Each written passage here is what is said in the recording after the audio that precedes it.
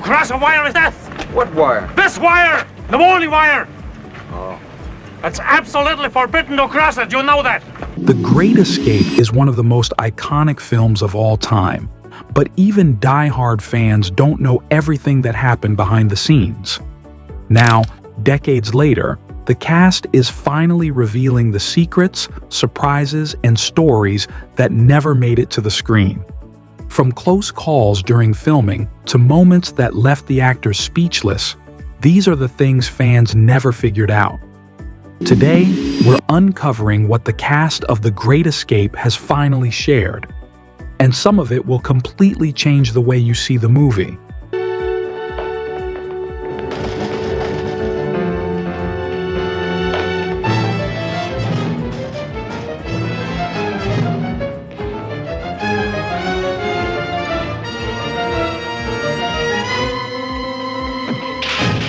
Let's set the stage.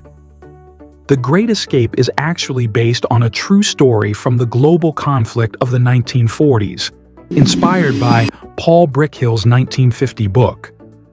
Brickhill wasn't just writing from imagination. He was a POW at Stalag Luft III, the German camp where the real escape took place. The movie follows a group of Allied prisoners who come up with this huge plan to tunnel their way out of the camp. Basically, a massive DIY breakout. John Sturges directed it. He's the same guy behind The Magnificent Seven, and the cast is stacked. You've got Steve McQueen playing the effortlessly cool Virgil Hilts, James Garner as the crafty Hindley, Richard Attenborough as the thoughtful Big X Bartlett, Charles Bronson as the tunnel mastermind Danny, and Donald Pleasence as the meticulous forger Blythe. It's one of those films that nails the balance between suspense, camaraderie, and moments of quiet heroism. What's really interesting is how much the actors' real personalities seeped into their roles. Over the years, in interviews and behind-the-scenes stories, they share details that give the movie even more texture. Like The Real Escape wasn't a small operation. Over 600 prisoners were involved in planning, though only 76 actually made it out at first. Sadly, 50 of those were later eliminated by the Gestapo. The film touches on that, but in a way that's more about the tension and strategy than the heartbreak. And here's a fun tidbit you might not know. Some of the tricks the characters pull on screen actually have roots in what the prisoners of global conflict did for real. From digging tunnels to forging documents, the movie tried to stay true to those clever, gritty details. But for now, let's talk about what the cast spilled that you might not have figured out. Casting. The Great Escape was a real roller coaster. Kirk Douglas was originally the first pick for Hilts, but it didn't work out. Burt Lancaster was considered for Hindley, and Richard Harris was set to play Bartlett, but he had to drop out because his other film, This Sporting Life, ran long. That role eventually went to Richard Attenborough after John Mills passed on it. Fun fact, Attenborough had actually served in the Royal Air Force, RAF, during the global conflict, and flew real missions, even sustaining ear damage that stayed with him. He based Bartlett's calm, strategic vibe on Roger Bushell, the real-life mastermind behind The Great Escape, who, tragically, was eliminated after the breakout. James Coburn's character, Sedgwick, was inspired by a mix of real-life figures like Australian compass maker Albert Hake and manufacturer Johnny Travis. Coburn nailed the laid-back Aussie charm, even if his accent was, let's say, a little shaky.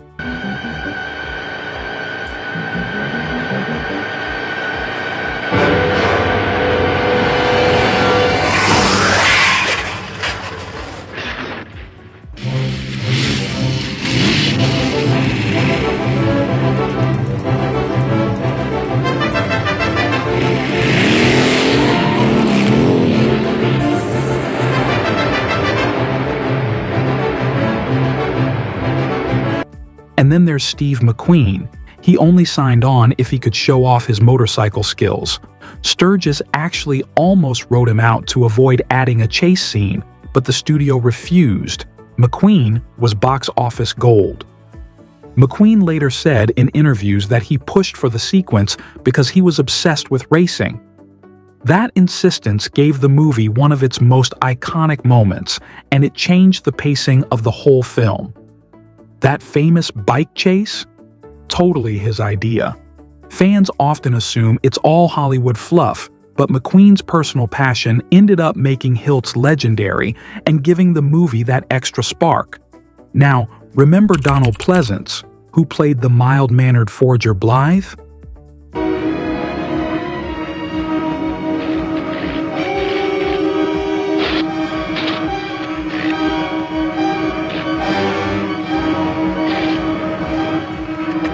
What is it, petrol? I don't know. Fuel pump carbureting. We're losing power.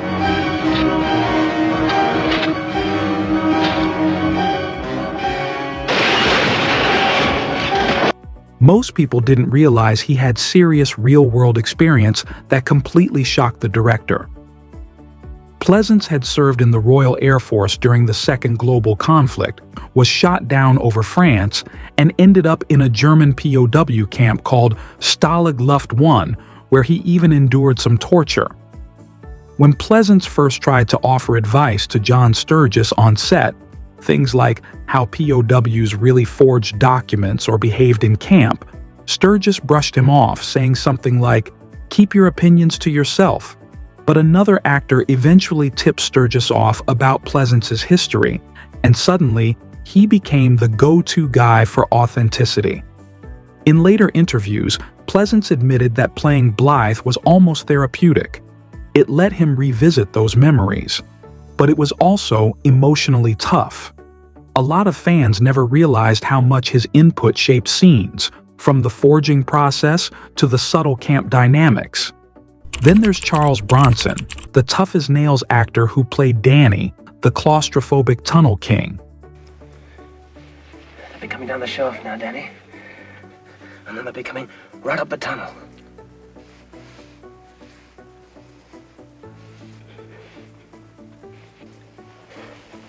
Really? I can't wait till it's open. I must get out. Danny! Danny! Danny! Danny! Bronson's background as a coal miner from Pennsylvania gave him first-hand experience with tight, dark spaces, which also meant he had real claustrophobia. On set, he advised Sturges on practical matters, like how to haul dirt out of the tunnels safely without collapsing them. Bronson later said in interviews that those mining days made the role feel very personal, and it added a raw, grounded edge to his performance. And here's a little fun behind-the-scenes twist.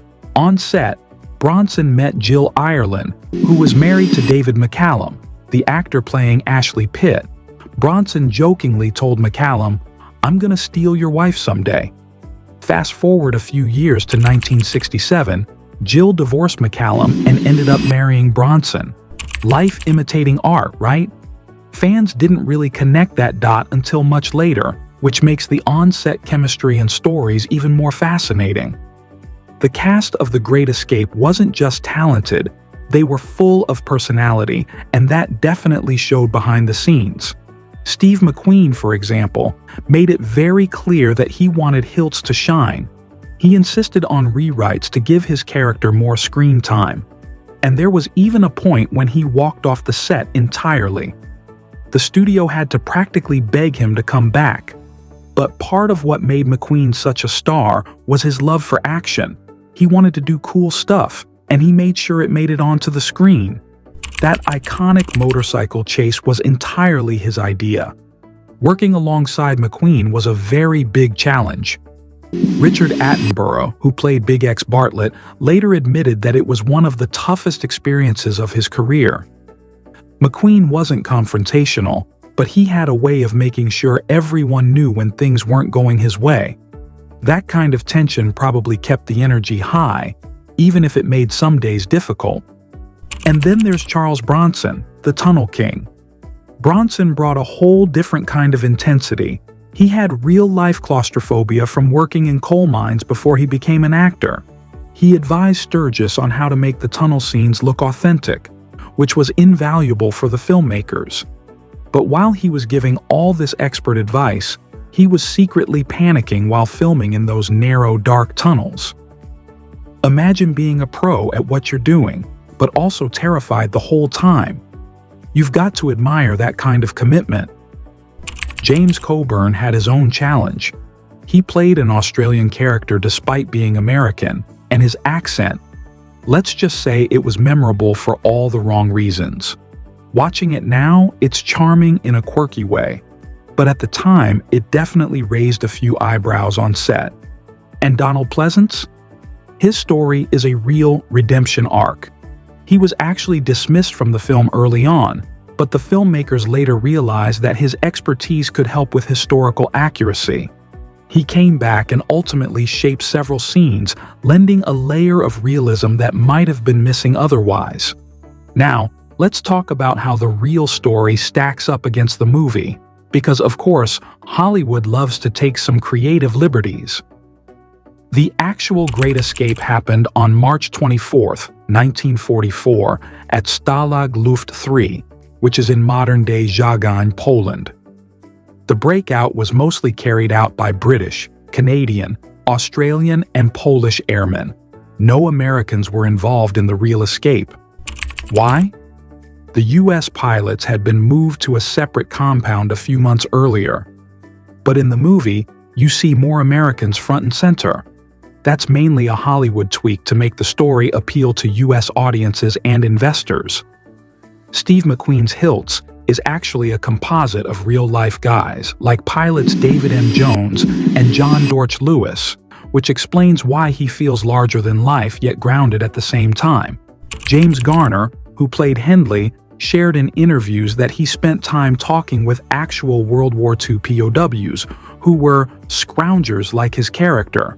These were the guys who could charm their way into getting extra supplies, barter for tools, or generally hustle to make life in the camp a little easier. Garner said it helped him nail that laid-back, resourceful vibe. Like he wasn't just surviving, he was thriving in his own clever way. Some details about the tunnels are true to life but tweaked for drama. In real life, the tunnels were codenamed Tom, Dick, and Harry, just like in the film. But, for example, the entrance to Harry wasn't through a washroom. It was hidden under a stove. The movie shifted it to make things a bit more cinematic. And here's a cool fact. Wally Floody, the real-life Tunnel King who inspired Bronson's character, was a Canadian miner turned pilot. He actually got transferred out of Stalag Luft 3 right before the escape, but he worked as a consultant on the film for over a year. He shared tips on digging techniques, moving dirt, and making the tunnels realistic. Floody later said the tunnels built on set were full-size replicas, complete with rails, lighting, and wooden supports. No mini-models, no camera tricks. That claustrophobic, cramped feeling you see on screen? Totally real, and it made the shoot surprisingly grueling for the cast and crew. So while the movie heightens certain elements for excitement, a lot of the core details, the planning, the tension in the tunnels, the clever tricks the POWs used, are pretty close to what actually happened. Now, let's dive into the production side of things, because making The Great Escape was anything but easy. The script alone went through 11 drafts by 6 different writers, and it was still technically unfinished when filming started in June 1962. John Sturges ended up finishing parts on the fly during shooting, and he later said that improvising as they went actually worked best for a story this big and complex. The budget was about $3.8 million, and the film was shot entirely in Bavaria, Germany. They used Bavaria Film Studio for some interior shots, but for the camp and surrounding escape routes, they went on location in places like the Perlecher Forest, Füssen, and Fronten. The filmmakers even built a full-scale replica of Stalag Luft 3, complete with barracks and the infamous tunnels, so the actors could really feel what it was like. Those forests and train stations around the area doubled perfectly for the POW's daring escape routes. And, as you might expect, the studio executives tried to push things in a very Hollywood direction. United Artists kept suggesting adding female characters. At one point, they even pitched a beauty pageant in Munich for a Miss Prison Camp gag, or worse, putting a low-cut female character into a death scene. Sturges wasn't having it. He shut it down hard, keeping the film authentic to the all-male POW experience. Here's a fun behind-the-scenes tidbit. The cast and crew got hands-on with props. Everyone, from James Garner to the crew members, helped make the barbed wire fences. They'd tie black rubber strings together during downtime, which not only built the props but also created camaraderie among the team, kind of like a mini version of the friendships you see on screen. Filming wrapped up in October 1962, and the movie premiered in London in June 1963. Germany initially banned or censored the film because of the scenes showing the Nazis executing POWs, but attitudes softened over time, and it eventually became hugely popular there. When it comes to stunts and action, this is where Steve McQueen really steals the show. That legendary motorcycle chase, shot in the meadows outside Fusen, is as thrilling as it looks. But there's a lot fans don't know about how it actually went down. McQueen, being a pro racer, did most of the riding himself, but the big jump over the fence? That was all his friend Bud Ekins, a motocross champion. McQueen tried it for fun, and so did another rider. But Ekins' version was the one that made it into the film. Here's a hilarious twist. McQueen even disguised himself as a German soldier and chased his own character in parts of the scene. He played the guy who crashes into the barbed wire too. During filming, he even got busted for speeding in a nearby German town. Local cops set up a trap, and McQueen ended up winning the prize for fastest and spent a short stint in jail. The bike itself was a Triumph TR6 trophy painted to look German, and today it's actually on display in England. Other stunts, like the train escape sequences, were filmed on real railways around Munich, giving everything a very authentic feel. The plane scene with Hendley and Blythe flying past Neuschwanstein Castle? Absolutely breathtaking, and all real scenery, no CGI magic here. The cast revealed that insurance wouldn't let McQueen attempt the fence jump himself, but his passion for motorcycles and daredevil attitude still made the scene feel completely authentic. Charles Bronson also brought his own expertise to the action. Well, in his case, the tunnel action. Thanks to his mining background, he knew exactly how to handle confined spaces, haul dirt, and make the tunnels feel real. On set, the cast got filthy and sweaty digging, which added that raw, lived-in realism you see on screen.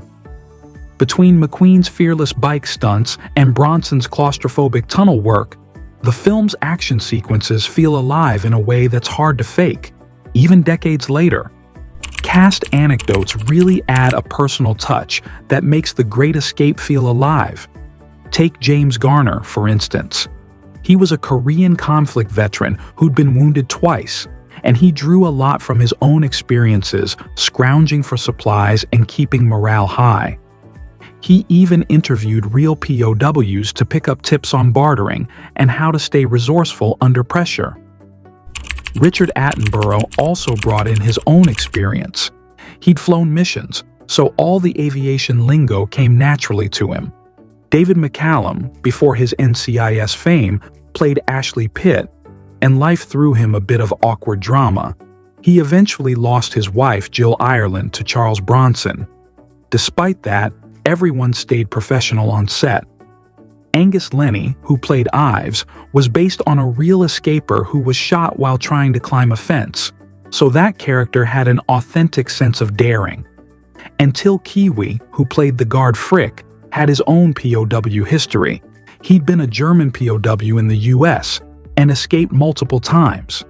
That ironic twist of real-life experience added extra depth to his role. Even the consulting team of former POWs had input. They asked the filmmakers to leave out some outside help, like smuggled maps or aid from locals, to protect future escape tactics. The filmmakers complied, keeping things vague but authentic. Then there's the music. Elmer Bernstein's score is pure gold. The marching theme is instantly recognizable, with emotional riffs for each key character.